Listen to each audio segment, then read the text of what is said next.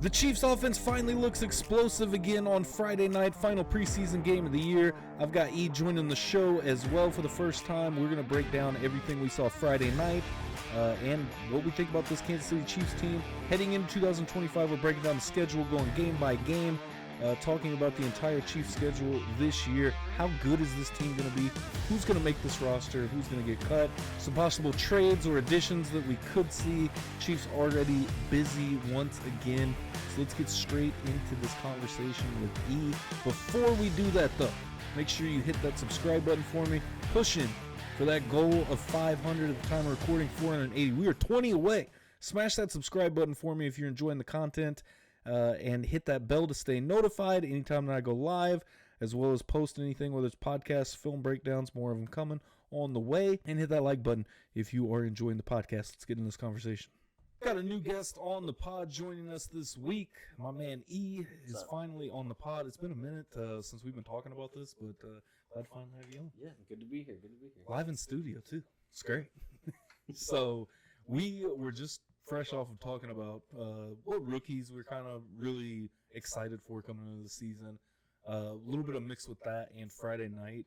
Or did you have any significant takeaways from Friday night? I mean, I liked how everything looked. It's preseason, so I don't try to make a huge judgment based on, but I like the aggressiveness. I like the aggressiveness throwing the ball.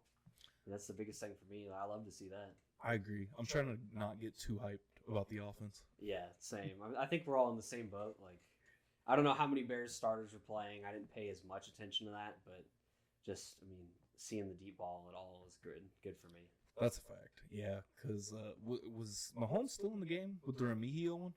I don't think so. I think that was Minshew. I think that was Minshew. I could be wrong. Yeah, same here. I could be wrong. But I thought that was good.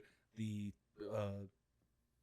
what am I trying to say? The chemistry between Tyquan Thornton and Patrick Mahomes is very exciting to see. Yeah, he's an obvious lock for the roster to me. I think he's probably like your 6 or your 7 receiver. No, I totally agree. I think that Tyquan Thornton really showed and proved that he should be on this roster. When it comes to receivers, obviously, and we're going to see Rashee Rice miss some time, I don't think that's been announced how much time yet.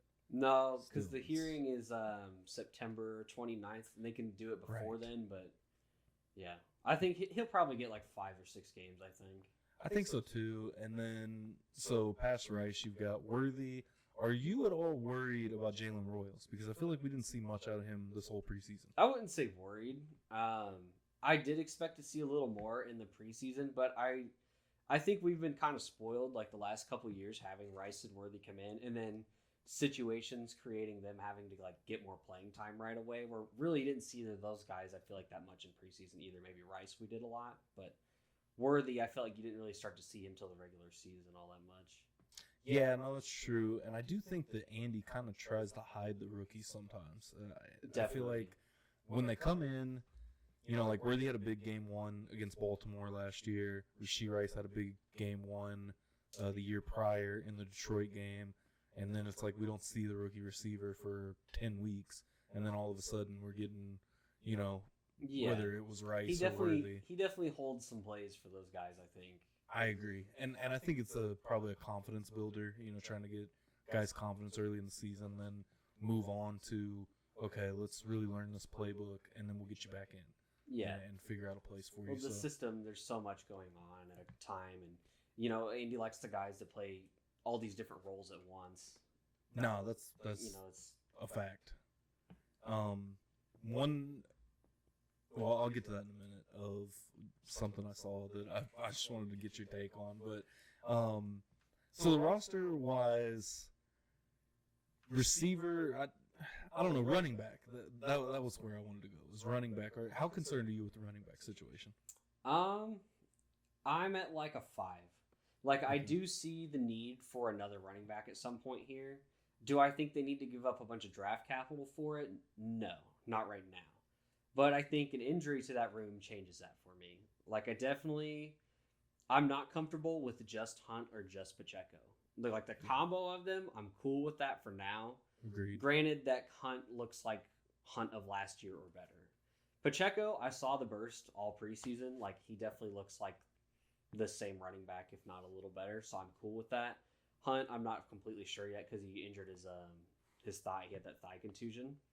I think he missed the Seattle game, and then some practice.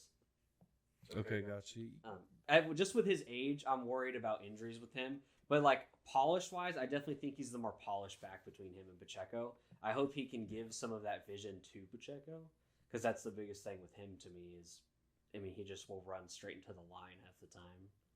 100% agree with you. I think in tandem, I think they're solid. That's why I thought that, just we'll say Chiefs Kingdom in general, I feel like had too much of an emphasis on, I don't know, we need a running back right now. I don't think that the Chiefs need a running back right now necessarily. I don't think Elijah Mitchell is the guy for the Chiefs. I don't think that he can chip very well, and I think that's what the Chiefs have been missing since Pacheco, or not Pacheco, but McKinnon. Yeah. And Pacheco, I do expect to be not the same Pacheco we saw at the end of last year after the broken leg. So I do think in tandem they can work out. Mix it with Rashard Smith where you can, but do you keep 4 running backs? I think no. Because personally, hear me out here. This is another room. I like Robert Tonyan. I would like to see Robert Tonyan make this roster. I agree. I would like to see Robert Tonyan more than I'd like to see Carson Steele personally. It's just yeah. It is what it is. And I think there's receivers they could keep if they wanted to go that route too. I think Brownlee is a guy that, you stash him on there and he might make some plays for you, if you really need it. I agree. And going back to that chemistry, I mean, we saw that the very first drive of the preseason, Brownlee caught that touchdown from Mahomes. And since then, we haven't really seen Brownlee worked in too much with the ones. Obviously, we didn't see Patrick Mahomes at all in Seattle, but outside of that, I don't know, man. I do worry about the offense just because of what we've seen over the last couple of years, but I do think that this is a different offense than what we've seen. There's more potential, at least right now, to me. There's more potential for them to be explosive than I think there was last year. And then the year before that, I think, you're not rolling out Kadarius Toney and MVS out there, barring the thing that derailed them last year was injuries. Yes. I mean, losing Rice. I mean, Rice was on pace to be a 1,200-yard receiver, if not more. I mean, losing him, rookie worthy. Hollywood was out in the preseason. Then they lose Pacheco. I mean, if Kareem Hunt doesn't come in here really and kind of save the day, I don't know what we look like halfway through the year. I mean, that really is an underrated move in the middle of last year. People don't talk about it that much. No, I 100% agree with that. I think that Kareem Hunt was a very smart pickup, strategic guy that's already been around the Andy Reid system. Obviously, was with the Browns for a few years. How long was he with the Browns? 3-4 years, something like that? Something like that, yeah. Yeah, bringing him back in, I think, was a very good idea for the Chiefs. It worked out, and I think that they can make it work for one more year. I think that when you look to next year, maybe a little bit higher priority on the totem pole with drafting a running back. Definitely. Earlier. But as we were talking about before we started recording, the defense. The defense is the part to, I think, talk about roster-wise of the secondary is interesting, how it's going to shape out. But you mentioned lack of pass rushing. Yeah. As Kansas Cityans, I think we've been blessed to see some great pass rushers in our lifetime on this team. And we have a great pass rusher on this team, I'd say still, in Chris Jones. But Absolutely. A lot of the other guys, at least on the edge to me, are somewhat underwhelming, at least to me. I mean, Karlaftis puts up numbers for what it is, but I think that whole D-line really runs around Chris Jones and the opportunities he's creating for those guys. And I just don't think that, at 30-plus years old, that he's going to consistently be able to put in the kind of effort that's going to warrant that all the time. It's kind of like how they rely on Kelsey in the offense. As you see Kelsey start to slow down, the offense starts to slow down because they don't have to double team the guy every time, Yeah, no, I 100% agree with that. And I think that's why we saw, I don't know, did you see the clip of him getting at Karlaftis a little bit in practice? Definitely. Yeah, I think that's 100% why we saw that. Same. I love it too. I do think that Casey's kind of weird, I feel like, with the edge rushers, because it's like, I think that they focus more on the rotational pieces, which I'm fine with, but I think there's also that lack of, you know, you talk about Chris Jones getting older. What happens when Chris Jones retires? What happens when, you know, and it just seems like every single year, I don't want to say they're just straight missing or whiffing on edge talent, but it's not quite what you'd like to see, I think. Yeah. Which brings me to, I messaged you about this, about FAU, because I know you were kind of big on FAU when he was coming out of college. I don't necessarily, it's kind of like the Clyde thing is what it reminds me of. Because when he went out on IR, it felt like Chiefs Twitter just exploded. Yeah. And I don't, obviously FAU hasn't been great. He hasn't been some stud or anything, but he served a purpose on the team. And I think Clyde was the same way, where he served a purpose on the team, but he's a first-round pick. And once you put that distinguish on somebody of, oh, you're a first-round pick, you're expected to produce. Well, let's put it into context. The Chiefs, what's the earliest they've drafted in the last couple of years? You know? Yeah, that's a fair point. 32 is not 10. 32 is not 5, 15. I mean, 32 is not 20. You got 12 picks in front of you if you're, you know, even drafting 20. So I do think there's a little bit, you know, I don't want to say misconception or something, but, you know, along those lines of, like, you know, I don't see the need or the reasoning to be as hard on an FAU or a CEH, where those guys, they came in and they were rotational pieces, and obviously they weren't the big first rounder, the sexy pick that you want to see necessarily, but I do think they served their purpose. Do you think FAU's done in Kansas City? I don't think he's a lock to be on this roster next year. That's what I'll say. Like, I think you'd see him in camp, and I think he could compete for a spot, but he's definitely not a lock on this roster. I think kind of with the Clyde thing, and I won't pretend to know more than a Spags or Brett Veach, but both of those guys to me weren't really utilized in the way they were utilized in college. Like, especially with edge rushers for the Chiefs, like FAU was a speed rusher, like a bendy-ish guy. Mm-hmm. He wasn't the fastest guy, but, you know, that's like what he was known for in college at K-State. Like, he could bend the edge, and like they have no guys on this team that can really do that, or like do that. Like, they physically made FAU put on weight and then kind of wonder why he's not a pass rusher. Now, he has good reps. He has great run defense reps, but I mean, just using these guys in ways that they weren't used in college. Same thing with Clyde. Like, I think that's why that pick gets so much flack, but it's like they drafted this guy to be their main running back when it's like that's not he was a pass really what back. he ever should have been. Like, if they wanted that, then they should have drafted Jonathan Taylor at that spot. Yep. You know, and so, like, I mean, hindsight's 20/20, but if they're not going to use these guys to their strengths, then you can't really evaluate them all the way if they're not going to use the guy the right way. I think that's a good point, because I think Sky Moore, part of like him falling apart in Kansas City, is that Sky Moore didn't return punts in college. He didn't return punts in high school. And the first thing he was asked to do was to return punts. And, you know, I think we all remember how that went not very well. And so that's why I was never too hard on Sky Moore in the beginning. Obviously, when he started dropping a lot of passes. But, you know, maybe it ruined his confidence. Maybe he wasn't, you know, able to get back to the point, which, you know, I talked about the Sky Moore trade last week. And, you know, best of luck to him in San Francisco. But I think you hit the nail on the head right there. Of just they don't use these guys how they were used in college. Clyde Edwards-Helaire, prime example. And I you know better than me on FAU, just because I'd still kind of tuned out on college football at that point. But from what I saw from his tape, I agree. Yeah, they haven't used him in the proper way. I won't say proper way, but, you know, like where he was used at in college. So I am worried that Omar Norman-Lott, the same thing is about to happen, because they made Omar Norman-Lott put on weight. I was big on Omar Norman-Lott coming into the year, or into the draft per se, and I don't know. I'm a little See, that was a pick I was a little iffy about, especially at the spot.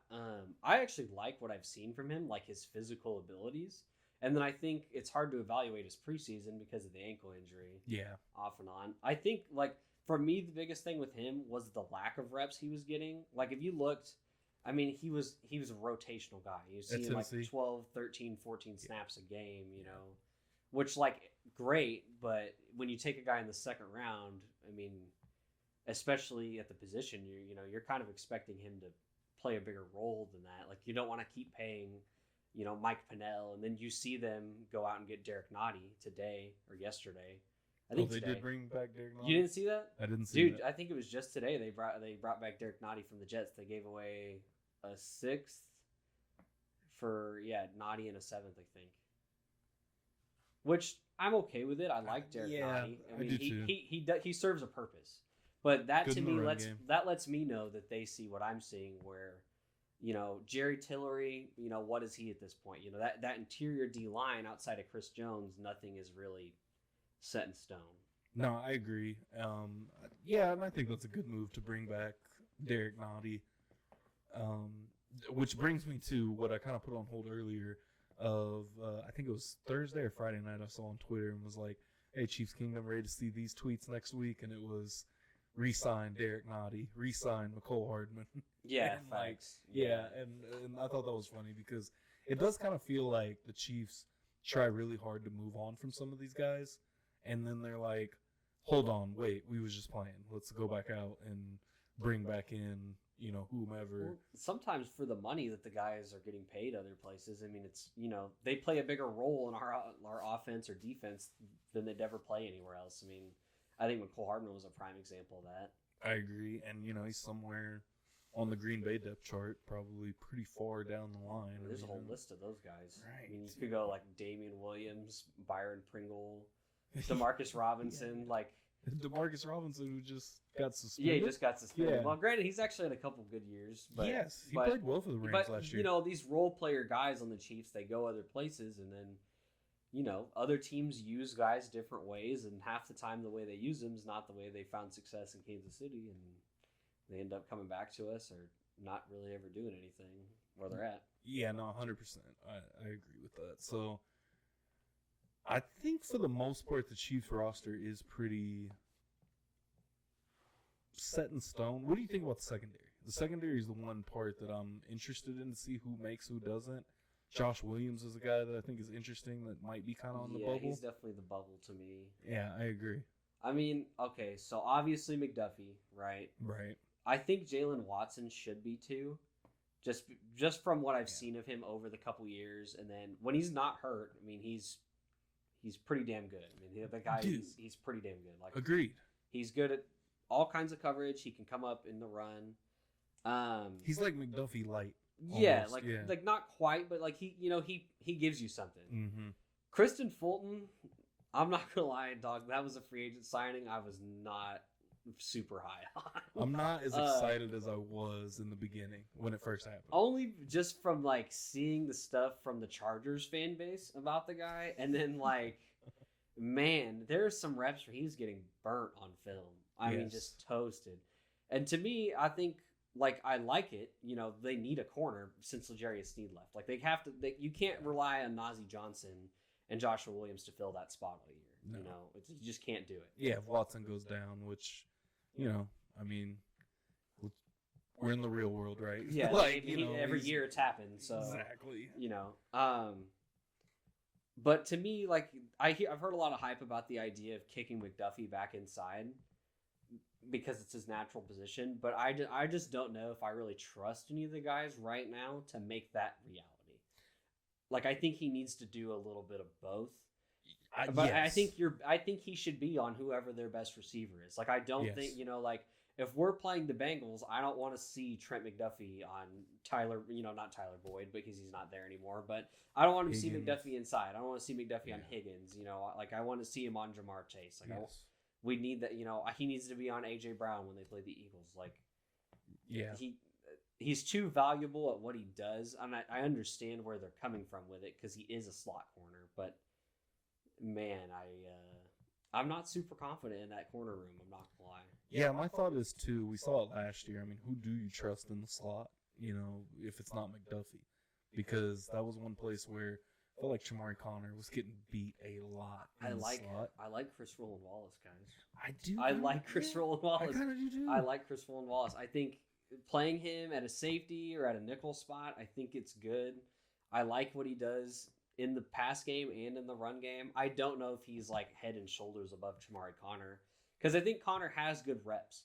Like, I Yeah. definitely think he's very up and down. He's pass pro is not great. Like, he's not great in the pass game, but man, he is like another linebacker out there when he's down on the line, So it's a hard give and take with him. But I definitely felt like teams were starting to attack him later on. Yes. No, I think teams definitely keyed in on that. And I think that what sucks is I think he's better over the top if he's going to be in coverage. But like you said, he's like another linebacker. You put him down there in a run fit or something, I mean, he is and very, very good at tackling. It's tempting. I mean, Yeah. I understand. I mean, if you're Steve Spagnuolo, right? Like, you have him, you have Bolton, you have all these guys that can just make plays down towards the line of scrimmage and in the flats. And it's hard because, like, the league, you have all these teams that can run the ball now. Like, there's teams that genuinely can, the primary source of their offense is running the ball. Yeah. So, like, it's hard because you want to put these guys down there that are going to make these tackles. But at the same time, it sucks getting beat over the middle of the field. Like, you get a team to 3rd and 12 and they beat you over the middle of the field for 20 yards. I mean, it's just, last year it felt like that, like death by paper cut. Yep. Both sides. Both Offense sides, and yeah. defense. Oh, yeah. yeah. No, I think that's interesting. Like how we were talking about before about Bassa. That's, I think, possibly maybe he can kind of fit in to help kind of mitigate that over the middle, where I think we've seen him be a little bit better in coverage versus any of the other linebackers. I think that Drew Tranquil just maybe slowing down a little bit at this point in his career. Yeah. Because he was very good. Was he battling in injury coverage. last year? I feel like I'd heard something about him battling injury last year. I think so. I think he might have been. Yeah. Like, yeah, he definitely had a fall off from the year prior. Yeah. Bassa, from what I was reading, he actually used to play safety as well. That's why his coverage game is so good. But that makes sense. yeah, so I think you could see him play that third safety look on certain, like, plays, because they like to run 4-2-5 and stuff, and like have 3 safeties out there, kind of like, God forbid, but Dan Sorensen back in the day and guys like that, So I definitely think he could be that robber guy, or just kind of move him around, because they seem hell-bent on putting Nick Bolton as the green dot even in like dime looks. Yeah. Which I get it, because you don't see from the fans' perspective everything that he's doing on the field. Yeah. I agree. But I get that. But it would be nice to see a little more speed out there, especially perimeter. I would even like to see maybe Leo in that spot. Leo's a very interesting one. Do you think that the Chiefs end up re-signing him after the season? I don't know if they can afford to. I I love him. I would love to keep him. But, like, if he plays like he did last year or better, I mean, he's going to price himself out of the Chiefs. Because you got to think, we have no choice but to sign Trent McDuffie. Oh, Like, there's, and he's going to get easy 30 a mil. Yeah, 30 a year. Yeah.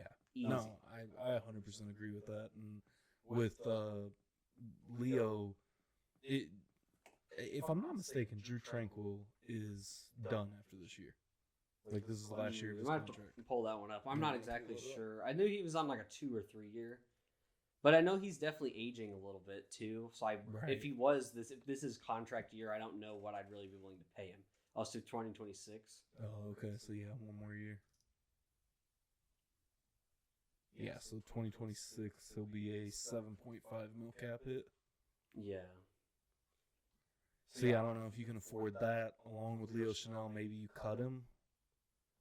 Save $6 million on the cap if you cut him, or trade one of them. Yeah, I don't know. I do think that Leo is very.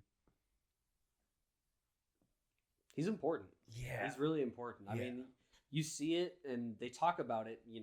They talk about it in the press conferences. I mean, he's getting more and more of a role every year. And you saw last year, they lined him up everywhere. Yes. I mean, they lined him up at D tackle a couple times. I mean, they lined him up everywhere, and he makes plays everywhere. And the thing is, like, he's so quick. Like, he's so quick for his size that he can play everywhere on the defense. So I think having a guy like that long term is worth the money. It's just, are they willing to spend that money? Yeah, I agree. And I think the Chiefs have kind of been, obviously they've been frugal. And I think that you have to be when you're in this trying to compete every single year and, figure out what pieces you got. I think that's also why we see them do the things that they do, like going back out and getting Derek Nottie, or we saw McCole Hardman a couple of years ago with that trade with the Jets, where I think that they think, hey, we just need the guys in the right spots that know what we're doing or know our system And if that means going out and, pick swapping for Derek Nottie, that's what it means. It's whatever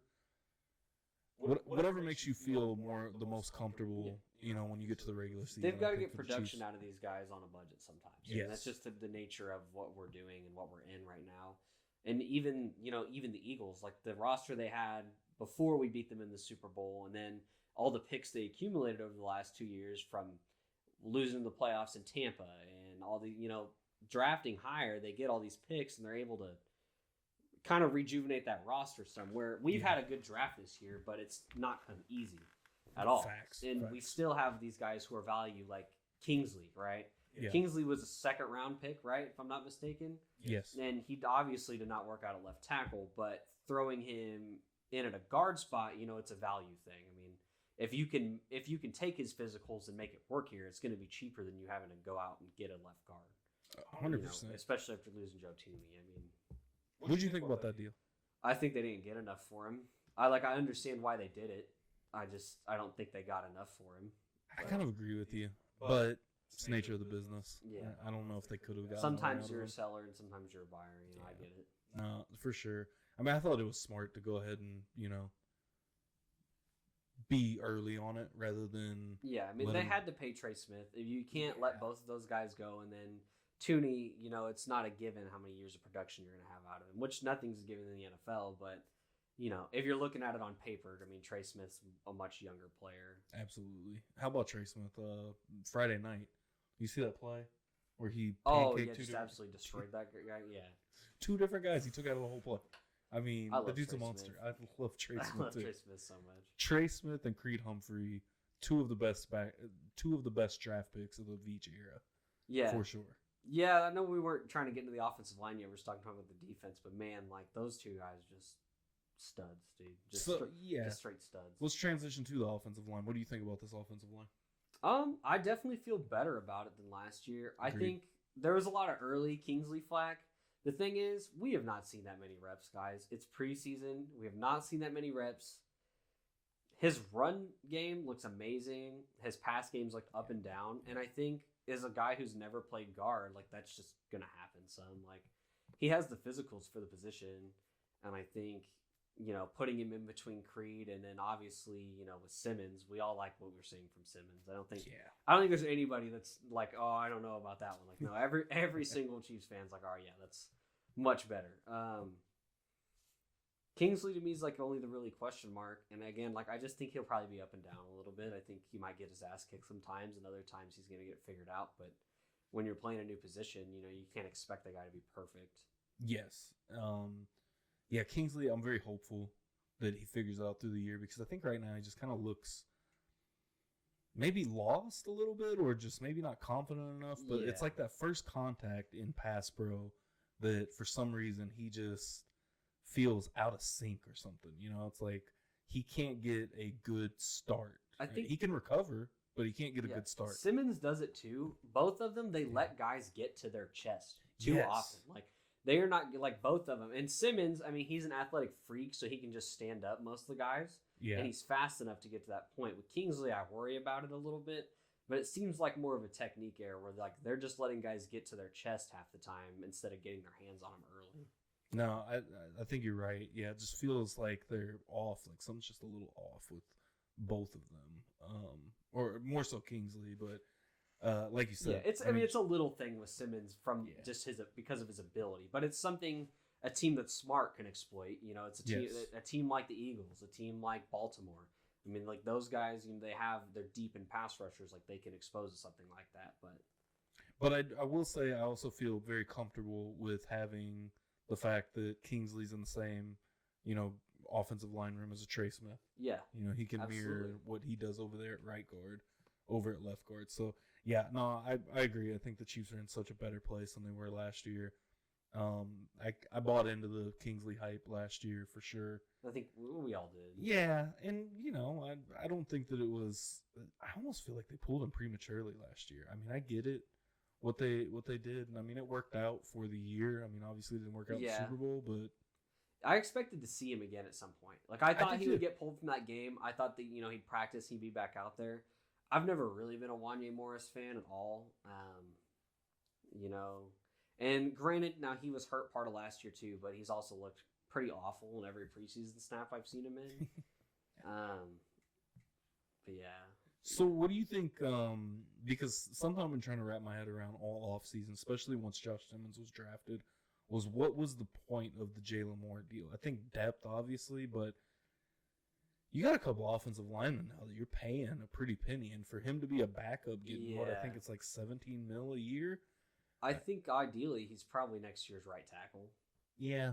I mean, I think that's probably what they're doing with him, because the thing is, I think they got him not knowing what the draft is going to shake out. Yeah. Then they have the opportunity, like, well, we're going to get Simmons. So they get Simmons, and now, you know, you're paying this guy. But if what's Jawan Taylor, what's his cut hit this year? I know he restructured once or twice. Let's see. Yeah, because the Jawan Taylor situation is interesting, because he's still got a couple years left. He's got this year and next year. Yeah. So this year, but they can move on from him next year. Yeah, they can. They can move on from him next year. He would be 7.3 of dead money, just a little under 7.4, but $20 million in cap savings next year. Yeah, and that's big. That is big, especially like we're talking about Leo Chanel. Yeah, we're talking about Trent McDuffie, Leo Chanel. I mean, 20 mils.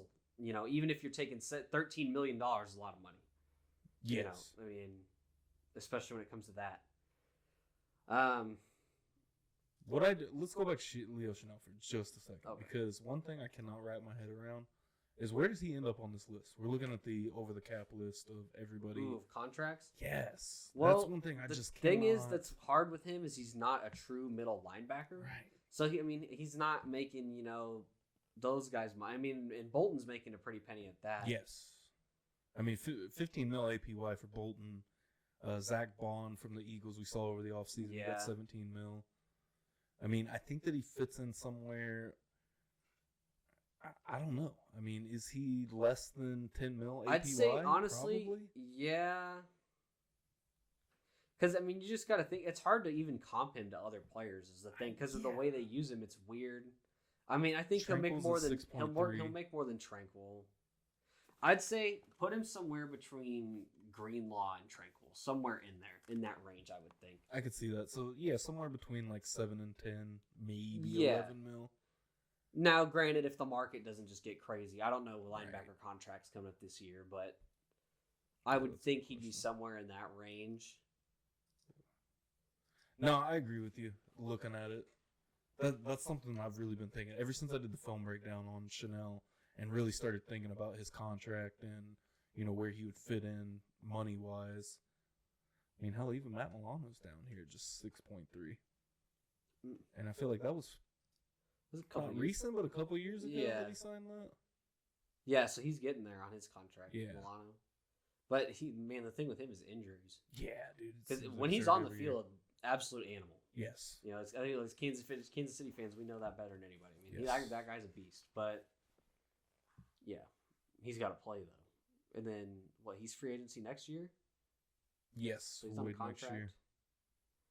Man, some team might, if he gets hurt this year, some team might get themselves a steal on Matt Milano next year. Still just 31 years old. I mean, he's definitely got some more the Bills don't really have the cap to go out there and pay him that much for that 31 or 32. Right. Let's look at cap space. Chiefs still looking at 17.7.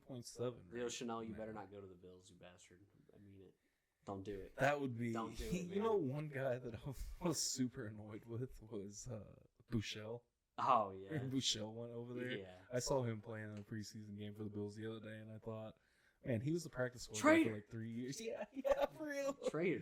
That's where you decided at all places. Teams do that, though. They draft guys in their division or whatever. They'll pick up just to get an idea to playbook. Yeah. Look at schemes and stuff. Exactly. I get it. Yeah, and that's exactly why I knew that they signed him, because it's like, okay, let's try to get a little bit of a drop on the Chiefs by getting Bouchel in here, and hasn't worked out yet, but.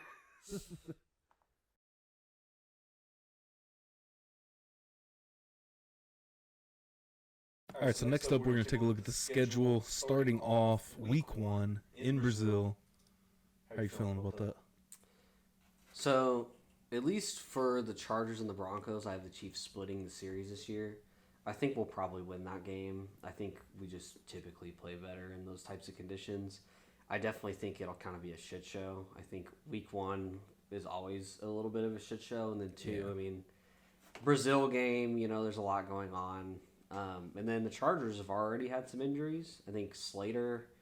And then Slater's out. Yeah, Slater's out. I mean, I like the Chargers. I definitely think their roster is good. I don't think they're as good as the Broncos, but I definitely think they are going to give them.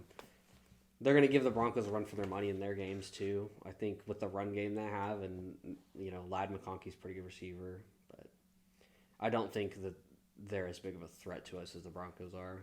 I agree. I think the Chargers are definitely the number 3 team in the West right now. I think that it goes obviously Kansas City, Denver, LA, Vegas. Yeah, it's so hard not to say Oakland every time. Yeah, facts. But I think that's pecking order. Although I think that the West, I think I'd say confidently the West is the best division in the AFC. Yeah, I definitely don't think bottom. that the margin between those teams is going to be very big. Yeah. I can confidently say that 1 through 4, that's what I think, but I also don't think it's going to be like that many games separating those teams either. I just think on paper to me, Oakland just really doesn't have much of a defense right now, and or Vegas. I already did it once. And then the Chargers, the saying is the Chargers going to Charger a little bit. And I just think with the injuries they've already had, Same story every year. Yeah. Every year they brought Keenan Allen back. Which is a good pickup for them. It is a good Keenan pickup. Allen is, as a child, I hated Keenan Allen. So I agree with you. I think it's a win. I went back and watched the Mexico City game just because I thought, what a coincidence that we're playing out of the country game against the Chargers again. Like the Chargers don't have any fans. Send them to another country. Somebody will like them, dude. Literally, that's like that stadium they had before that, the StubHub Stadium or whatever it was. Oh yeah. Where it was like every single game, whatever the road team was, it was basically a home. Dude, just put them back in San Diego where they belong, guys. What are we doing? Yeah, dude, I don't. If they should have moved, this is not completely off topic, but if they should have moved anybody to LA, it should have just been the Raiders. Okay. Yeah. Move the Raiders to LA. The Rams, people in St. Louis liked the Rams. I don't know why this whole narrative that they weren't a supported team. I know people to this day that like the Rams because they're from St. Louis. Yeah, funny enough, growing up in the middle of Missouri, I used to always get clowned to being a Chiefs fan. Because they liked the Rams. Everybody was Rams fans, and now everybody is Chiefs. Yeah, they all claim the Chiefs now. Yeah, I mean, I like the Rams. Like Steven Jackson. I like Steven Jackson. Dudes like that. But yeah, to me, I mean, the NFL, that whole thing, I understand why. The Rams are from LA. I get it. Did anybody in LA care? Absolutely not. No, they did not care about the Rams. Go to LA and walk around, and you will see more Raiders stuff than anything else. That is the team they claim. That's fair. No, I think that's fair. I think they care a lot more now that the Rams have been good, won a Super Bowl there. But I do agree with you that if any team was going to move there, probably the Raiders would have been the best choice. Rams instead of the Chargers. I mean, I don't know where the Chargers should have went. Back in the day, before that happened on Madden, I used to always move the Chargers to St. Louis because it was like St. Louis doesn't have a team. That would be fun just to have a in-state rivalry in the division. Would have been cool, but I will say the Chargers do have one positive going for them this year, bringing back the Navy uniform. Definite positive, gives them a better chance to me. No, I agree. I do like that all Navy uniform that they have. Yeah, the OG, the Superchargers are well. Yeah, exactly.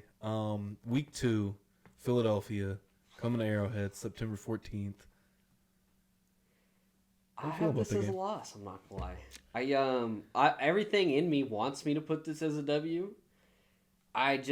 For me, watching the Chiefs in the Patrick Mahomes era would tell me that if we're gonna beat this team, we're probably gonna do it in the playoffs. Yeah. I don't think they haven't made that they've made improvements, but some of the things that the Eagles were able to do against us aren't necessarily things that I don't think have gone away. And I think a lot of that game came down to our failure to make adjustments to what they were doing to begin with. Yes. I mean, the whole game, they seemed just hell-bent on, we're going to throw the ball this way, we're going to do it, and we're going to pound it into submission, and it didn't work the whole game. And their offense they did not get any worse. Still have all the same guys. I think our defense might have got worse. I think that, I definitely think Justin Reed out of the secondary is going to have an impact, especially early on. I think Cook has been pretty up and down since his injury in Green Bay a few years ago. And then Jaden Hicks, I like him, but he's still young. Yeah. And then with the secondary, who knows in the cornerback room right now? I think obviously we know McDuffie, what he is. I know what Jalen Watson is when he's healthy. But after Jalen Watson, I don't really know anything about this secondary room, at least that I can put on film. And I think they're deep in receivers. They're deep in receivers. They've Goddard. They still have Saquon, and they held him to, 50 yards, I think, in the Super Bowl, something like that. I don't think they're going to do that again. I think that their offense basically runs through Saquon right now. I don't think that they're going to come in to Arrowhead and try to throw the ball around right away. I think they're going to try to pound the Chiefs into submission, especially because if you look at the Chiefs, we're all projecting that they're going to be a much more explosive offense, and that's going to be the identity of this team probably. So, what's the best way to be that type of team is to keep us off the field. Yeah. Tire this defense out, keep them off the field, and then rush the passer when we get there. I think one big thing I'm hoping to see out of the Chiefs offense is the ability to be cohesive and to be able to mix their identities from the last, of the Mahomes era, right? Mm-hmm. We saw the Legion of Zoom early on and how good that they were, how explosive they were all the time. And then we saw the death by 1,000 cuts offense the last couple of years. Being able to do both would be very ideal because a game like this, like you said, keep the defense off the field in this game, I think is a big thing. And obviously the protection is going to need to be there on the offensive side, but be able to run the ball. One thing that drove me nuts about the Super Bowl was they got 3-4 drives into the game. Obviously couldn't do anything. It was already 14-17, something like that. It was pretty rough right away. And then Andy went, run. Now it's 3rd and 11. Let's pass. The time to just pound the rock was two drives ago. It was over at that point. At this point, we are, this is not looking good quickly.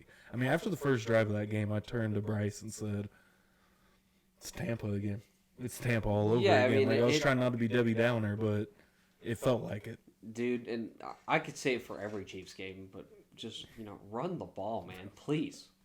Please, run the ball. Like a little bit. Can we at least get 15 combined carries? Can we just get that, or even 20? I'll shoot high and say, can we get 20 combined carries a game, please? Yeah. I love you, Andy. I will never doubt you. But man, that's the thing. That was what made that game worse. We just could not run the ball at all. And it's not that we couldn't; it's that they really didn't try. Yeah. What do they say? It takes 5 carries to really get a running back warmed up. And if you look at our line, right, the only really weakness on this line right now is Kingsley. And what is Kingsley's weakness? Was pass protection. The 3 guys you have in the middle are physical animals in the run game. And then you have Simmons. And then you have Jawan Taylor, who is good in the run game. We have 2 tight ends that can block. Yes. So get these guys out there and run the damn ball, please. I would love to see some 13 personnel and stuff like that, just to make you think you're going to run the ball. Because the thing is, this explosive offense we want to see. If people are running too high shell all the time, it's not going to happen.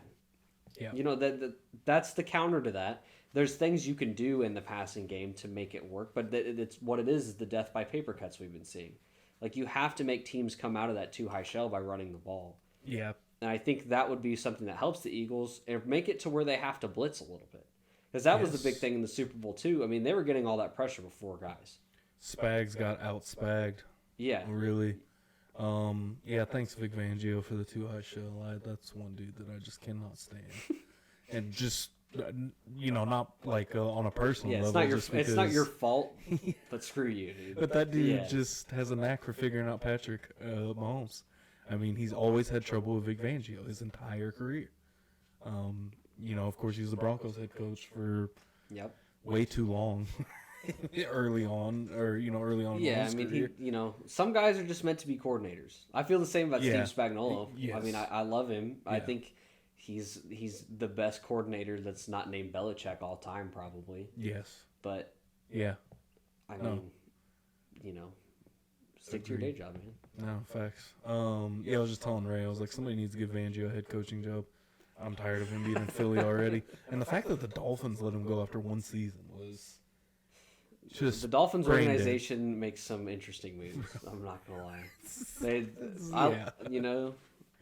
That's a good way to say it. So you got a loss against Philly. I'm debating big time about how I feel about the Philly game because part of me thinks, this is like the reasoning of the, doubting the Chiefs, and we know, when Petty Pat is out there, he is in full force and is going to let you know that he hears everything, he sees everything, and he's going to go out there and play up to that level. But if the Chiefs feel like they're going to see them in the Super Bowl again, if that's how that's going to play out, how deep do they go into the playbook? How much do they want to put on film? Yeah. And I think it's like these deeper questions where it's like, and I've said this for the last couple of years, which is kind of frustrating as a fan to a point, but it feels like the regular season is damn near a dress rehearsal for the playoffs, where it's like just whatever we can do to get by and win enough games to get there. That's all that matters. And that's how it feels like they've played the last couple of seasons, from truly Andy to Pat to whatever. So first two games, some interesting ones. One in Brazil, obviously, in a divisional game against the Chargers. Then you got the Eagles. Then you get the Giants on the road on a Sunday night. And I laughed at this because I thought this game feels like the most Chiefs loss ever. Yeah. I think it's going to be a tougher game than people will give it credit. Agreed. I think, so, disclaimer to the channel, I have a dual fandom. I am a New York Giants fan. I grew up watching both the Chiefs and Giants at split households, so I got a little background on the New York Giants. I definitely don't think that they should beat the Chiefs, but I think this team is a lot scrappier than a lot of people want to give it credit, and I think the Chiefs, unfortunately, have a habit of falling into these trap games a little bit and playing down to their opponent. Yes. But, if you want to look at it really, the Giants, they have weapons. They have a quarterback. Russ, he's not the guy he was, but he's got a cannon still. And I think that Russ, just from that one season in Denver with Hackett, I think it's a little bit more flack than maybe he should. Mm-hmm. Because, he was solid for the Steelers last year. And I do think that he can be solid to be the bridge guy for Jackson Dart. And I think the Giants are a lot better than what people give them credit for because that defense is nasty. Yeah. that Giants defense is one of the best in the NFL. That defense is going to be nasty. And then I think, too, one thing with Russ, I think Dable's probably the best coordinator he's been with since he's been in Seattle. Yes. I think that plays a part. And I don't know, and their offensive line is kind of iffy. They have a good left tackle, and outside of that, it's all right. One thing about Dable that when you hear kind of the negative comments on Dable, I always think back to that man took Daniel Jones to a playoff game. Yeah. I don't think that we need to, and we saw the fall off in Buffalo when Dable left. Yeah, they had some time that they really had to regroup from losing Dable. Yeah, I've never bought into the Dable hate in the Giants. Either. New York sports. It's cutthroat. It is as cutthroat as it gets. Dable, I think he's definitely the best coach they've had since Coughlin. Absolutely. I don't think it's close, and I think you got to look at what the guy's been working with. And not only that, you have some of the stupidest GMs in NFL history in the past decade. When they put out the clips, screw you, David Gettleman. Dude, when they put out the clips of him just being like, well, you go out there and see what you want and then come back and, I wish they would take care of you. I wish they would have done Hard Knocks for the Giants this year. Dude, yeah, Hard Knocks with the Giants would have been great. Jackson Dart in there with Jameis Winston and Russ. Those QB room meetings must be amazing, dude. It have to be. Did you see the clip where Jackson Dart, threw up the W? Oh, I think everybody saw that. Dude, that was great. That was great. So I do think that, this should be a win for the Chiefs. I think that 2-1, I think, is solid out of the first the first 3 weeks. Yeah. But I just feel like you said, they play down to their opponents. It almost feels like that. I think it was week 3 also, the Colts game. Yeah, like 2 or 3 years I ago. definitely think this Giants team is going to be scrappy, and I think it'll probably be a close game. Yes. I think it'll be one of those low-scoring games that makes you feel like, why am I watching this for 2.5 hours? And in the third hour, we win the game. Yep. But I definitely think it's a W. I mean, I feel you. Next up, Baltimore. Baltimore at home, afternoon ball game, September 28th. It's going to be another fun game against, obviously, one of the teams that have kind of become one of the premier rivals of the Kansas City Chiefs, being really the Ravens, Bengals, and Bills, I would say, over the last few years of being the top teams in the AFC altogether. I think this is a win as well. Yeah, I'm going to put it down as a win. I think, we just have a tendency to get the best of Lamar and the Ravens. I think, did you see any more on his hand thing with Lamar Jackson? No. He left practice last week for, he fell on his hand and wrist, his right hand. Then they said everything's been cleared with that, but that's one of those things that, throughout a season or whatever, he could jam that up. It's like we saw with Kelsey a couple of years ago, which I know Lamar's a lot younger than Kelsey, but when he hyperextended that knee missing the Lions game, dude, it makes a difference. It ruined his whole season. Yeah, I mean, and I'm not going to buy too much into that. I just think, the Ravens, to me, they're not too different of a team as we saw last year. Yeah. I think having Derrick Henry in his second year, because, I don't know what they were doing week 1 last year with not running the ball. And it took them a few weeks to find that identity last year offensively. Yeah. I think it's going to be a tough-ass game. I definitely don't think it's going to be an easy win, but I'll put it down as a W just because time and time again they've managed to get the best of the Ravens in the moments that matter. And they play an aggressive style of defense, but in the end it causes them to make mistakes sometimes. I think, too, coming out of the first 3 weeks, I think there might be more of a sense of urgency if they do drop one of those games. Absolutely. To where maybe if they come out 3-0, they drop this game. But I think going into a game like this, 2-1, they don't want to, fall behind necessarily. I think that's going to be a big key to this year. Don't fall behind and lose games that you shouldn't be losing. Yeah. I think that you could understand them losing to Baltimore or them losing to Philly, but I definitely think if they lose one, they'll win the other. Yeah, that has one-seed implications too. Exactly. Already, much more important than the Philly game. Yeah, it's the type of thing they actually care about. Exactly. Yeah. So Monday night, October 6th, go at Jacksonville. What do you think about Jacksonville this year? Because I do think that they're an interesting team. They have a lot of weapons.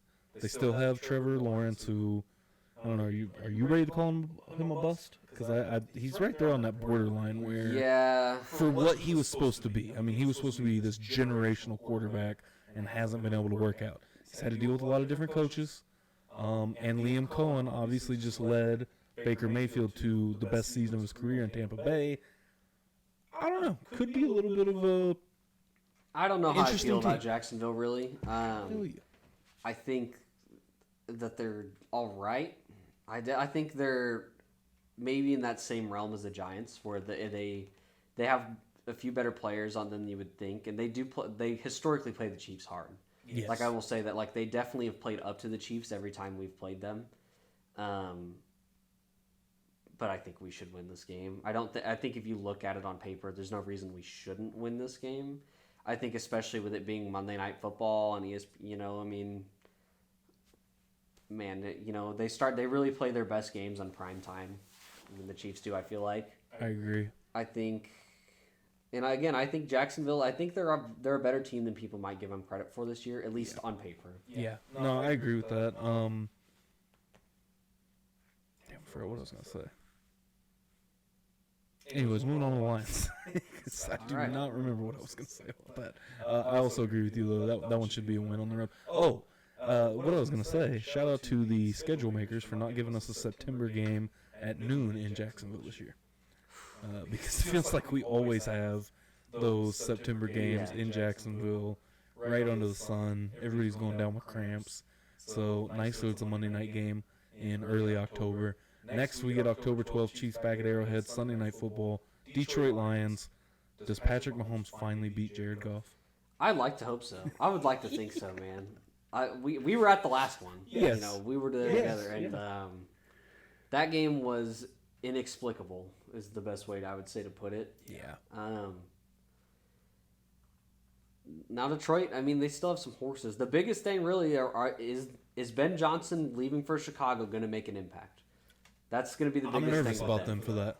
I am nervous about that. Because I like Jared Goff. I've always liked Jared Goff. I thought the Rams moved on from him a little too soon, but I understand why they did for Stafford. And it worked out. So it worked out for both parties. They got what they wanted out of it. But Jared Goff's been a franchise quarterback since he's been in the league.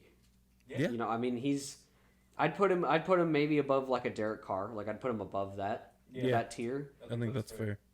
I mean, he's solid. They have receivers. They have tight ends. They're healthy. I think they get Hutchinson back this year. But I don't think Dan Campbell is going to outcoach Andy Reid. I agree. And I don't know what impact Ben Johnson makes on them right now, so I'm going to mark it as a W for us. Now, if Detroit comes out and they look better than they did last year, then I might come back to that. But right now, it's a W for me. Yeah, same here. I think I'm right on line with you with the Lions being a dub. I'm very concerned about what their offense is going to look like without Ben Johnson. And already I think I started to see some of the effects of Ben Johnson on the Bears in that preseason game where it just felt like their play calling was so much better. Yeah, their play calling was good. That naked boot that Caleb Williams ran, I remember sitting there and I clapped because I thought that was a hell of a play call right there. You know, I was just like, just enjoying the game. You Chicago's got some players, man. Chicago has a very solid team. Their offense is exciting. Like Yes. the weapons they have. I mean, Adunze and Luther Burden. Yes. That's a combo match made in heaven. Right? And they still have DJ Moore. DJ Moore, thank you. Yeah. And they got Colson Loveland. Yeah. Yeah, Colson Loveland, and still have Cole Kmet. Mm-hmm. They've got. It's gonna be fun. They've got a good all line too now. It's gonna be Joe It Tooney. really is all on Caleb this year. Yeah, I agree. He has no excuses to not at least be productive. Yes, no, 100%. Las Vegas Raiders, the Raiders. They come in Sunday afternoon. Only noon game on the schedule, I do believe, against the Raiders, October 19th. Side note: bring back more noon games, please. I like the 3:25 in the prime time slot, but man, let's get some noon games in here, guys. Like it doesn't feel the same to me not having a few noon games. Dude, I kind of feel you. Like, dog. Like I like prime time, but man, like I don't want to go to bed at 1 a.m. every Sunday, Monday morning every time. For real. No, I agree with you. Yeah, dude, I kind of miss the noon games too, to a point. The only thing that I don't like, I'm fine with no noon games, is going to the games. Because then you got to get up at like 6 a.m. to go out there and tailgate. No, a 3 o'clock game is the best one to tailgate. For sure. Yeah, absolutely. I say it's a win. Definitely at home against the Raiders. We'll see how they fare against Genty and obviously their new look to their offense. But I think it's a win. I think the Raiders. Yeah, I'm with you. I definitely think. I mean, the Raiders have played us hard at home. I mean, they really have. But I definitely think that we still have the roster that should pretty easily get through them. I mean, division games are never easy in the NFL, especially Raiders and Chiefs. I mean, it's chippy. It's going to be mouthy, it'll be out there. But, as long as Ashton Genty doesn't put 200 on them, I think they'll be all right. I don't think their defense is really all that great outside of Max Crosby. Granted, I haven't watched much on the Raiders this year, but everything I've seen, everything I've heard has pretty much been about their offense. Yeah, I mean, that's the big thing. They got Geno. They brought in Genty from the draft. I think that it's... having Pete Carroll, I think, is something that definitely needs to be discussed. I think he adds... we've seen what coaches can do to teams. Yes. We, as Chiefs fans, I mean, Andy Reid basically came into the exact same 2012 Chiefs team with Alex Smith and turned it into the 2013 team. Yeah. I mean, No, absolutely. I think that, and we've seen it recently even with the Broncos, where you saw Nathaniel Hackett have a terrible year, and then Sean Payton has came in and pretty much turned it right around.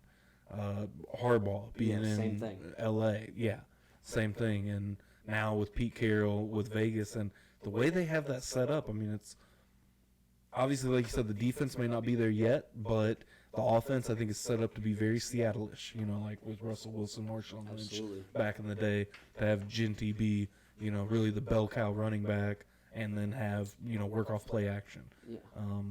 Good tight ends. Good tight end room. Bowers is probably like gonna be the best tight end. Agreed. Some people will say he's the best tight end right now. I definitely think he's in that conversation. Yes. But he could definitely be the best tight end by the end of this year. He's definitely top 5, top 3, even maybe for sure right now off the top for me. But get one more year and let's see. And more than likely, yeah, he's going to be the guy this year at least. So. Exactly, right? But yeah, I think we both have a win. Washington Commanders is going to be an interesting one. October 27th, Monday Night Football. The Commanders come to play the Chiefs. They get to see Jaden Daniels for the first time. I'm going to take a loss on this one. Yeah, I'm a little less confident since they actually re-signed Terry McLaurin. Yeah. The Chiefs struggle with mobile quarterbacks for the most part. I think, Lamar hasn't gashed him too bad over the past few years. But Josh Allen always does. Yeah, the one game that they did, the Baltimore won against Kansas City in Baltimore, that was a big part of it. It was Lamar ran so well. Yeah, and I think out of all of those mobile quarterbacks, other than Josh Allen, I think Jaden Daniels is the best thrower of those guys. I think he's a better thrower than Lamar. I think they have weapons. I think they have good coaching. I think Cliff Kingsbury knows a lot about Mahomes, coaching him in college. That's true. I think that's something that maybe doesn't get talked about, and that they're going to be able to come up with a game plan on some of his weaknesses. I don't know. This one's kind of a toss-up for me. I think I'll put it down as a W because I do think that Washington, while they're a good team, I definitely think nobody really had them figured out a little bit last year until Philly played them in the playoffs. Yeah. And so, sophomore slumps do happen and teams start to figure other teams out. But I think it's a team that you can't sleep on it. You can't forget about it. They're going to play us hard. It's going to be a tough game. And I think we have a tough stretch of games here. Yes. I mean, we have a really tough stretch of games. So that's coming off of a divisional game. You go back to the Lions. I mean, this beginning stretch altogether. Yeah, I mean, honestly, the easiest game on paper is the Giants, but they're probably not going to really be an easy game. Exactly. People might think it is, but... Now, to start off, these first 9 weeks is rough because then you go right into the Buffalo game, November 2nd, another 3 o'clock game that I think it's hard to say they win that game. Or at Buffalo. It's our annual regular season loss to Buffalo. It really is. I mean, you know what? We'll see them in the playoffs. Hopefully I'm there for that game in the playoffs. And I'm going to just leave it at that. I don't need to say anything else. It's our annual loss to the Bills in the regular season. Yeah, so I'll take back-to-back losses going into the bye week for me personally.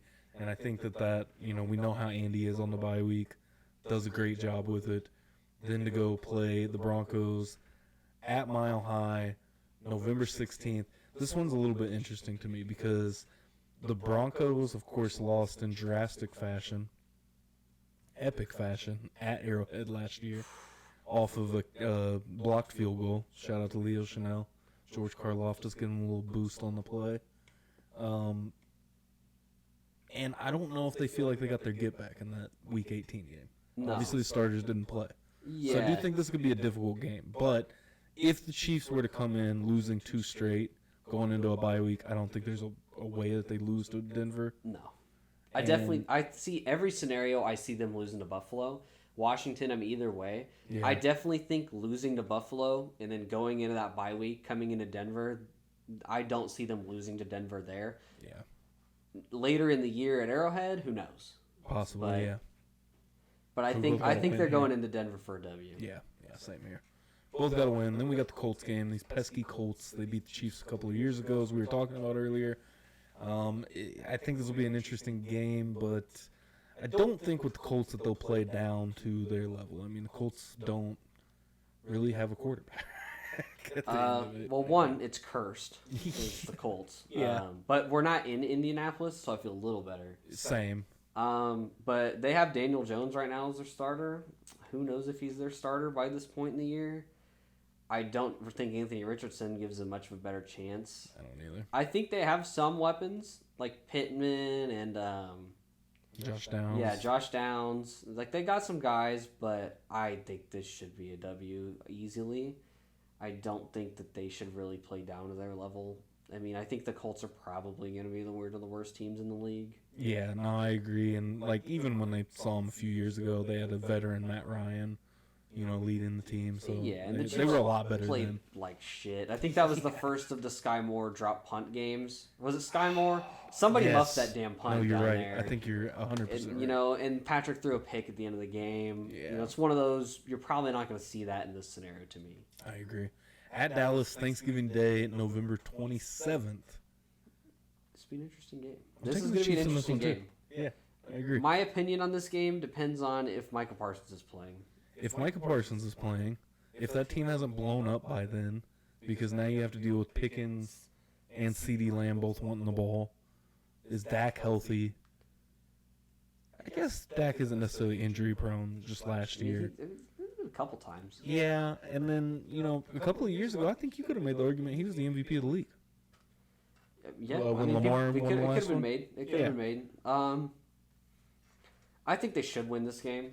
I think the biggest thing with Dallas for me is their coaching. I think the coaching change is going to help them. Yes. But man, it's hard to say that Dallas is going to beat the Chiefs to me. I personally don't really trust Dak, especially against playoff teams. Yeah. And if for whatever reason it's not Dak by this point, and it's Joe Milton, I think they'll beat him. Absolutely. Who's Dallas's running back this year? I'm trying to think. They went out and got Javonte Williams. Yeah, they got Javonte and Williams. they also have their rookie Blue. I can't remember his first name. I don't know enough about him. I don't either. Sorry, Dallas fans. Yeah, for real. Yeah. But I'm taking the W. Yeah, I'll take the W on that one. Texans Sunday night, December 7th. Now we're getting close to playoff football. Ooh, The last few weeks of the it's gonna season. be cold. It does shape up, I think, well for the Chiefs at the end of the season. Now looking ahead a little bit, because 14. I mean, I think this is very run the table-ish. They definitely could run the table with Houston, LA, Tennessee. Who we just see after that? Denver, Vegas. After that, I think the toughest game is that Thursday night against Denver. Yeah, Especially coming in off of a Sunday. Well, we do have 2 noon games this year. Thursday's always a hard game. Yes. And it's Christmas Day. Yeah. The Chiefs already have a loss on Christmas Day from a couple of years ago Against a division opponent. against a divisional opponent. They beat the Steelers last year on Christmas Day, but I'm definitely taking them against the Texans, another December matchup. Yeah, against Houston. the Texans are a weird team to me. Very. Their defense is really good. I don't know what their GM was thinking during this offseason with what, kind of gutting their entire O-line. And Yeah. they really don't have any weapons outside of Nico Collins at this point. I think they drafted a receiver. Correct me if I'm wrong, but I'm think pretty sure you're they right. drafted a receiver. I think you're right. I like CJ Stroud. I've always liked CJ Stroud. I like CJ Stroud in college. I just think last year might have been a little bit of they didn't really have to play anybody the year before. Yeah. They're kind of in a cupcake division. And kind of like you said, having a year on film, coming back. Yeah. You got tape on you and CJ Stroud. You I regressed. definitely think they have horses, but man, their O line is completely gutted. They don't have that many weapons, and their running back room. I mean, they have Chubb and Mixon, and both of those guys are a little older. Mm-hmm. I will never hate on Joe Mixon for what he's done for me in fantasy football for the past half a decade. So shout out to you, Joe Mixon. But Chubb, I don't know what he looks like right now. The big after his knee injury. I mean, he came back with Cleveland last year, and I think he looked good. But I don't, he's older. They play on turf. I mean, there's a lot of factors there for me. Agreed. I think we should definitely get the W on that one. Pierce has already dealt with injuries too. Yeah, Pierce has dealt with injuries too. Yeah. No, I think it's a dub. December 14th, Los Angeles Chargers. This one is at home because the road game is the Brazil game. So that would be our at LA game, so we won't play in SoFi this year. I like our chances on this one. I do too. Historically, the Chargers don't really play that well in the cold is a big thing, and I'm going to assume by December 14th it's probably going to be hell to be outside in Kansas City. It usually is by that time of year. For sure. It's a noon game, which I like. Team noon game right here. That's 3 noon games. Oh, 3 noon games. Yeah, you're right. All right. Okay. There we go. Shout out to you, schedule makers. But yeah, I think we should win this game. I also don't know with the Chargers, injury wise, what things are looking like. They have a lot of hype around them right now, and they've had a lot of offseason hype around them. But really, to me, they're not a huge difference team than they were last year, other than the addition of Marion Hampton. No, I agree. It's the same thing every year. So much off-season hype for the Chargers. Yeah, preseason division champions once again for a decade running. Yeah, I like Justin Herbert. I like Harbaugh. I do think they will figure the Chiefs out at some point, but I don't think they have the firepower right now. Yeah, unless Quentin Johnson all of a sudden starts catching balls. Yeah, and these guys they start going on a tear. I don't see it for them. No, I agree. I think that's another win for the Chiefs. Another interesting thought in this is it's the same thing as last year, where the Chiefs go on a run where I can't remember how many days it was, but they played like 3 games in some crazy amount of time. Yeah, you got the same thing here, where you get a week between the Chargers and Titans, and then you only get 4 days. Yeah. Whew. So in 11 days, you're playing 3 games, and it was similar last year for Christmas. Yeah. Well, give me the dub at Tennessee. I'll take the dub at Tennessee. I like Cam Ward. Yeah. I don't really see much on that roster that really poses a threat to me right now. Again, they have some guys, but, it's the retirement home of wide receivers right now, kind of. Yeah. And Derrick Henry's not there to throw a touchdown pass. Yeah, Derrick Henry's not there to throw a touchdown pass. I like Cam Ward. We'll see what he does. I agree. I like Cam Ward, too. I think that it would be easy to say win, loss, win at the end of the year. It would be really nice. And really nice to get to rest some starters in that Tennessee game. I was about to say, really nice. If they end up running up the score on them, especially if this offense is more explosive like we expect it to be able to rest a little bit, go back against the Broncos, and then depending on what the standings look like, maybe get a week of 18 rest and hear Bengals fans cry about how they're sabotaging their season. Hey, Bengals fans, how's that O-line right working for you guys? How's that Orlando Brown Jr. trade worked out? Or pickup or whatever? Yeah. I think it is funny where I've seen a lot of Bengals fans complaining. I'm like, oh, that guy that Patrick Mahomes won a Super Bowl with at left tackle? You're talking about that guy? We're trying to tell you guys he sucks. I don't understand. He was, they won the Super Bowl, great. He also got pushed into Patrick Mahomes 37 times that year and had one of the worst pass rush rates of any left tackle in the league. Yeah. The guy's a right tackle, guys. Without Jerick McKinnon, the Chiefs don't win that Super Bowl. Or maybe not even end up there. Orlando Brown's a right tackle. Yeah, Jerick McKinnon helped him out so much. Yes. And we talked about that way earlier in the pod where, the Chiefs are still looking for that replacement of Jerick McKinnon. Sometimes I think, Jet, what are you doing? You might see some Kareem Hunt out there, I think, for that type of thing. Yeah. I think Kareem Hunt is your third down back this year. Yeah. I think Rashard Smith is too raw, but I think Kareem Hunt, especially with his size a little bit, he definitely has shown that he knows what he's doing in the pass blocking game. Yeah, I think he does, and I think that Pacheco is decent at that too, which, I think, like you said, third down back being Kareem, and then, your every down back being Pacheco. But I think Pacheco does a pretty good job, or has gotten a lot better over the years at chipping and helping out the offensive line. But, hopefully in the next couple of years we see a future where we don't have to see that on every single play. Yeah, I mean, I know we were spoiled growing up, Priest Holmes, Jamal Charles, but guys, can we just get one running back that does everything a little bit? Yes. No, I 100% agree with that.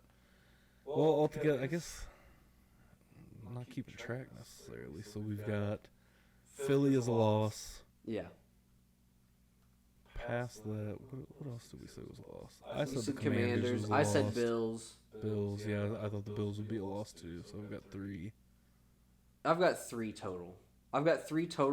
And then I've got 4 total. Yeah. So my ceiling for them is basically that is 3. Yeah. I could see some of these games going the other way. I could see them losing 5. Yeah.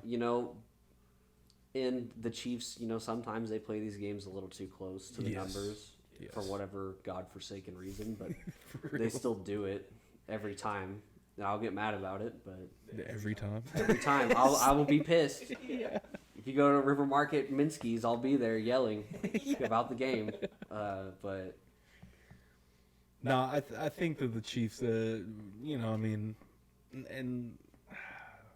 we're very lucky as Chiefs fans to get the era that we've gotten to just rattle off this schedule and be like, oh yeah, they'll probably lose 3 or 4, and that's probably about it. Yeah. You know, that's definitely the ceiling. I think that I think you could absolutely see this team still be a team that goes like 15-2, or I don't think 16-1 would be realistic. Just with some of the early. And the crazy turnaround games and stuff. And then their bye week isn't like super early, but it's I love the bye week. I love having the bye week at that point in the last schedule. year that was a bitch. Dude, it sucked. Like a week 6 bye, that sucked. It sucked. So, I think the bye week is a lot better for the Chiefs this year. I think very solid schedule in the second half to really make up some ground, or really what's the word? Put their foot down on the lead. Put a statement on it. Exactly. You know, I definitely think they could. You know, if they go out and they beat Baltimore and they beat these teams, and you know whatever happens with Buffalo, they could lock up the 1 seed fairly early. The way the schedule's laid out right now. Agreed. I definitely think the hardest game towards the end of the year is the Denver game, and Denver is going to be a tough game no matter when we play them. But Thursday night football, you know, they're in Arrowhead. For whatever reason, they seem to have played us better in our building than theirs in recent years to me. Who has? Denver. Yes, I agree. And I just think that's going to be a tough-ass game. I really, you know, by that point in the year, who knows what things will be. But their defense is going to be tough. I know the Chiefs aren't going to be wanting to put that many plays out there for, you know, people to see going into the playoffs. We've already seen Denver once. They will know what we're doing. There's a lot there for me that makes that game a loss. But yeah, definitely one of those trap games where, like you said, coming off 4 days rest, playing at Arrowhead, they played in the cold. They played better at Arrowhead than they have against the Chiefs in Denver. Really well. I don't know. I guess that one Russell Wilson game where he had a pretty good game. Yeah. And they ended up winning. Sky Moore had a drop I think we pass. kind of imploded in that game, though, too. That wasn't this... Like, it was Denver, but it was almost, you know... Yeah. I've always said the only team that beats the Chiefs is the Chiefs. Other than maybe Philly in the Super Bowl, because they did put Bill to ass. But most of our losses before that were we beat ourselves. Yeah, it feels like a lot of the losses in the Mahomes era is just the Chiefs beating themselves, either getting too cute at some point, doing some questionable things. They just lose all their rhythms sometimes. It's like nothing's working at once. Yeah, because I feel like there's a lot of drives with the Chiefs where it's like, okay, first down, incompletion, second down, there's a sack on the play or something to that effect, or just back-to-back incompletions, and it's like third down. You got Pat running screen around. Pass. Yeah, or screen pass, yeah. I did see the Browns, after Shador took that insane sack, and it was 3rd and 35, they ran a draw play, and I turned to Ray and I said, Todd Haley is smiling somewhere right now. Draw play, 3rd If the and Chiefs 35. offense comes out this year and they look like they did last year, are you ready to join the Matt Nagy hate train? Yeah. I'm at that point. If they come out this year and they don't look more explosive, I will join the Matt Nagy hate train. No, I've been trying to be reasonable. Same. I'm like, well, he doesn't call the plays. It's Andy. He just radios it in. But I will join the hate train if they come out this year and don't look as good. No, I will too. And I think that going back to that now a couple years later, and you got anything else? No. We'll finish on this just because I'm curious to get your thoughts and any Chiefs fans' thoughts about Eric Bieniemy and how do you feel the dynamic has gone since Bieniemy's been gone, and do you think the Chiefs miss Eric Bieniemy? I definitely think after watching the franchise a little bit, and 2, I think seeing Matt Nagy at training camp and things, I definitely don't think that he brings the same edge that Bieniemy brought. I thought Bieniemy, from what it seems like, you know, from an outside perspective, he brought a lot of intensity, discipline, and accountability into that offense in their preparation. Yeah. And I think that definitely is a thing you could say is missed. I definitely think that there's a lot of times where they look lackadaisical out there, or they look like they're not trying that hard, or, you know, there's things going on that didn't used to go on before. Because Bieniemy would get in people's ass on the sidelines. Yes. I mean, you saw instances of him and Kelsey pushing each other and stuff. And I think that competitive fire and that edge is important. So I do think if you come out this year and you see that the Chiefs, again, like they look kind of going through the motions and things like that, then it's time to look at, and as our OC, are we pushing these guys hard enough? Yeah. Because Pat Mahomes is the best quarterback on earth, and he knows it, and so Yes. you got to push him. You got to get in his head and push him to go out there and make those plays and do those things. I think you saw a little bit of Andy Reid doing that in the franchise, but I think that he, at his core, lets guys be who they are. And sometimes I think they need a little bit more of a little bit more Herm Edwards out there, grab him by the face mask and get in their face a little bit. No, I do agree with you on that because I do think B&M brought that. And, I mean, even like we talked about that Colts game from a few years ago. That was like the biggest story out of that Colts game was them going into halftime and B&M and Mahomes getting into it. And, obviously there's a lot around the B&M situation there towards the end. But I do think you're right. And my favorite quote from Eric B&M will forever be, that guy Patrick Mahomes, he's a competitive prick. Like that is one of the greatest sound bites ever. But yeah, exactly. I think you need somebody that's going to push and be hard on the team, at the same time, because I think you're right. Andy is going to let the guys be them to a core. And, the buck stops at Andy, right? If Andy says something, hey, this is what we're running, we don't, I don't want to run that. Or, say between a conversation between him and Pat. They're getting ready to go out for a big third down or something, and he's like, no, I don't like that. They're going to go with what Andy says, right? Andy has the respect of the locker room and things like that. You think Matt Nagy is stepping in and saying, no, Patrick, we're going to run this instead. Whereas I 100% think B&M would easily step in and say, fuck that. We're running this. Yeah, absolutely. Like I don't know. None of us know. Right. We're all speculating. Exactly. It just doesn't feel the same. As a Chiefs fan, it doesn't feel the same. And the behind the scenes stuff, Nagy feels like, hey, I'm your friend, I'm your buddy. B&M feels like I'm your He's coach. Gonna be an asshole. And they need that. I mean, they do. Yeah. It's been shown over years and years. The coaches that are a little bit of an asshole get more out of their players. No, I agree with you. Yeah, 100%. Well, E, I really do appreciate you stopping by and doing this. It's been a good time. Thanks for having me. Absolutely. Anytime. That wraps up this episode of the Papa Shronos podcast. We'll be back again on Thursday. EDJ should be joining the show again this Thursday. We're going to go over Mizzou football and preview there as the first game is Thursday night. So if you made it this far into the podcast, I greatly appreciate you, first of all. Second of all, make sure you hit that subscribe button. Again, trying to hit that 500 mark before the football season starts. We are right there, 20 away from hitting that.